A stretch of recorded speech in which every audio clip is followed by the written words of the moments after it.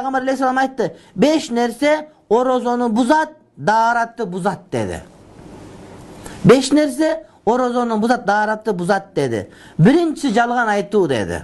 Jalgan aytsaң orozоң buzulат, daharatың buzulат. Бул деген сөз кайра daharat алмайынча ордуңа келбейсиң деген. Daharatты бузбай чындыгын жалган айткан. Бирок жалган айткандан кийин daharat алган мустахаб, жалган айткандан тооба айтыш керек. Анткени орозо кармаган адам жалган айтса, бул адамдын орозосун соогу калбай калат деген маани.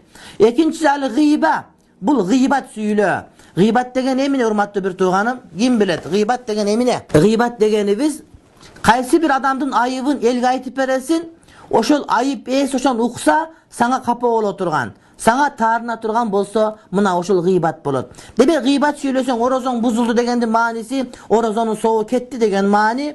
Ошондой daharatың бузулду деген сөз, daharat гыйбат сүйлөгөндөн кийин сен сөз daharat алышың керек. Болбосо ошол гыйбат таасирин берип отуруп жүрөңдөгү коркунуч кетип калат деген маани. Үчүнчүсү намима. Намима ушакчылык, бирөөнүн сөзүн башка бирөөгө ташып барасың, экөөнүн ортосундагы мамиле бузулуу үчүн. Бирөөнүн сөзүн башка бирөөгө ташып барасың, экөөнүн ортосундагы мамиле бузулуу үчүн. Төртүнчүсү вал яминул казиба, жалгандан касам ичүү. Жалгандан ант ичип, касам ичип, жалганда мына ушундай кылуу, мына ушул дагы ошондой өкмгө кошулат. Ван назару би шахватин, шахват менен кароо деди. Шахват менен бирөөнүн жаман жерин, уят жерин карасаң, жылаңач эркектерди, эркектер жылаңач аялдарды, же аялдар жылаңач аялдарды, эркектер жылаңач эркектерди, шахват менен көзүң кокустан түшүп калса кечиримдүү.